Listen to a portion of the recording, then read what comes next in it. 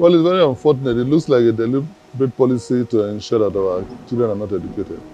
The gap between the rich and the poor has continued to widen. When we were younger persons who all went to the same public schools, whether your father was a permanent secretary or not, we went to the same schools, had the same teachers, teach everybody. The biggest responsibility of any government, right, is to ensure that they educate the next generation. Well, just, yesterday I think that we paid about 30 something, which was done between the National Union of University students, and myself. They brought a list of 20 persons, that they wanted me to assist. And we did that, yesterday with dispatch. And then there were some other 12 persons who sent me messages, individually.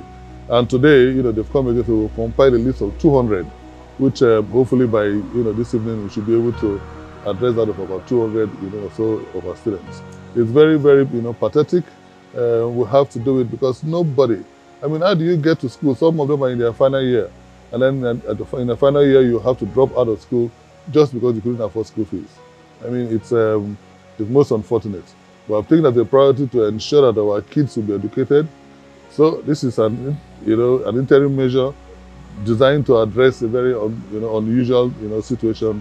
And then we pray that that other persons can also come and assist, so that nobody, that's not one person who should not be able to write his exams. But by the special grace of God, through our efforts, between now and perhaps at the end of the week, we probably, I'll also speak to my friends and see if we can get as much as 200, 300, 400 persons, back into classrooms, back into writing, the exams. And so those in the final year can graduate, go for the national service and come back, and be the solid manpower that we need for the development of River State.